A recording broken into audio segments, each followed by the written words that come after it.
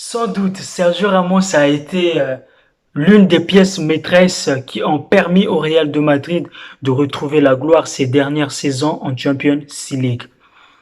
Indépendamment de l'apport de Cristiano Ronaldo dans une équipe, on le sait très bien qu'il a été lui aussi très déterminant dans la gloire du Real de Madrid. Avoir un capitaine qui dispose d'un potentiel psychologique et relationnel dont il met à la disposition de l'équipe en agissant comme un véritable moteur pour contribuer à illuminer l'équipe c'est plus qu'un atout, d'autant plus que ces derniers temps, le football ne cesse de nous montrer que le talent ne suffit pas, que le mental était très déterminant en Champions League. Et donc, avoir un capitaine emblématique comme Sergio Ramos dans son équipe te donne un matelas confortable sur tes adversaires parce que Sergio Ramos, de par ses qualités footballistiques, de meneur d'hommes, rassure ses partenaires et il fait peur aux attaquants adverses.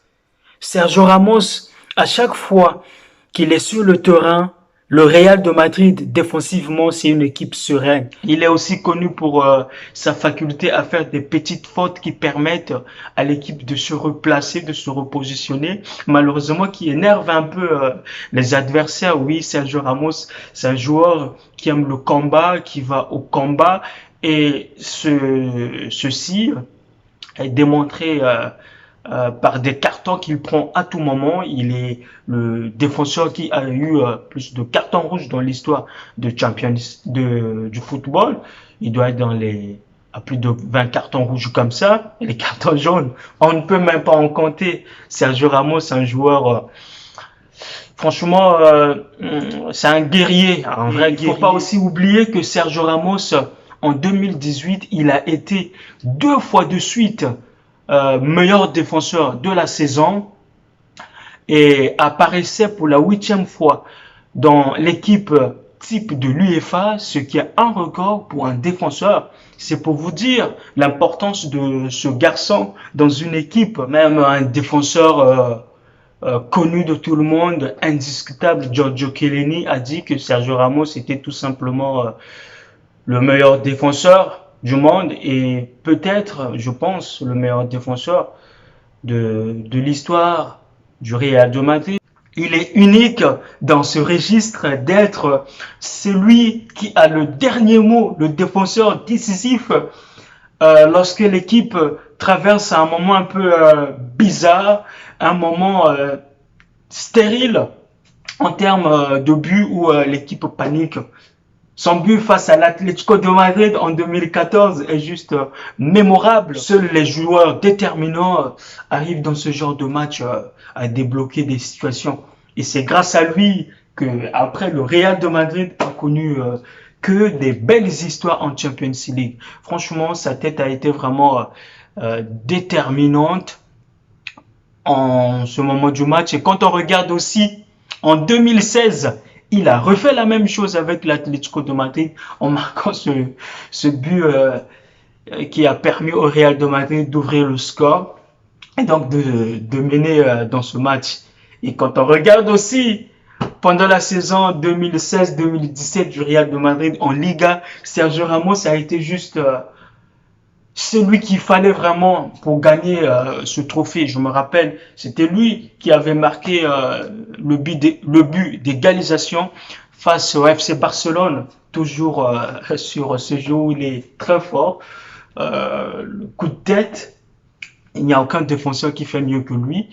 Et cette saison, il est déjà à 7 buts. Bah, la plupart du temps, il a marqué des pénaltys. C'est la seule chose que je peux lui reprocher parce que les pénaltys, il doit les laisser à quelqu'un comme Benzema ou Eden Hazard. Oui, ce sont les attaquants. Eux, ils sont tout le temps en course pour être le meilleur buteur. Tu peux ne pas aimer Sergio Ramos, mais les statistiques sont là. Les statistiques sont là. Lorsque Sergio Ramos ne joue pas au Real de Madrid, défensivement, on est un peu perdu. Malheureusement, Sergio Ramos, à chaque fois qu'il n'a pas été du tout aligné en Champions League en défense du Real de Madrid, soit pour suspension après avoir accumulé 2 cartons jaunes ou ayant eu un carton rouge, le Real de Madrid défensivement a été nul. En Champions League, il faut se le dire. Là, je vous parle du match entre le Real de Madrid et la Juventus, le match retour gagné par la Juve par 3 buts à 1, où le penalty du Real de Madrid à la dernière minute avait fait polémique. Quand on regarde vraiment le premier but, non, quand on regarde le deuxième but de la Juventus, avant le centre du latéral de la Juve, je me rappelle plus, c'était Schneider, je sais pas comment on appelle son nom, il a un nom bizarre. Juste avant le centre du latéral de la Juventus, on voit 7 joueurs dans la surface du Real de Madrid contre 4 joueurs de la Juventus. Malheureusement, les attaquants de la Juventus, qui étaient à l'époque Higuaín et Mandzukic, étaient du tout libres, et même on voit Matuidi qui n'était pas du tout marqué. Et au moment où le centre arrive vers Mandzukic, Varane, il est du tout battu, il ne sait pas du tout comment réagir dans cette situation, et Carvajal se retrouve seul à gérer 2 joueurs entre Mandzukic et Matuidi. Du coup, il hésite, il sait pas soit sortir sur Matuidi, laisser Mandzukic libre, et du coup, il reste au milieu et il perd des secondes. Au final, il prend la décision d'empêcher Mandzukic de têter, c'était déjà trop tard. Malheureusement, pour nous, le Real de Madrid, sur cette action, Mandzukic était décisif. Et dans ce match, il y a eu ce tâtonnement. Moi, je pense que c'est parce que Sergio Ramos n'était pas du tout là pour rassurer les défenseurs. Donc, chacun a voulu se la jouer perso parce qu'il y avait ce manque de leadership en défense.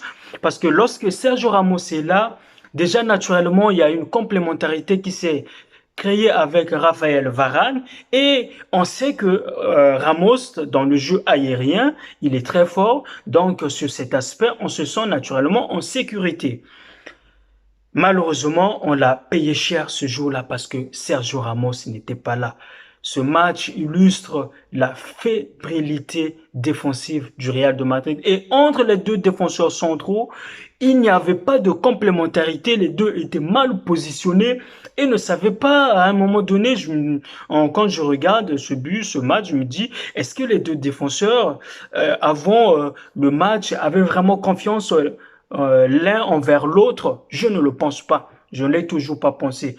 Varane n'avait pas confiance en Valero. Valero, je le comprends, étant jeune, voulait peut-être que Raphaël Varane le rassure, mais naturellement, Varane n'arrive pas à bien faire ce rôle au Real de Madrid, celui de rassurer les nouveaux et en général, tout simplement. Mon ami, je t'invite à me dire dans les commentaires quel est ce défenseur que toi tu penses être le meilleur.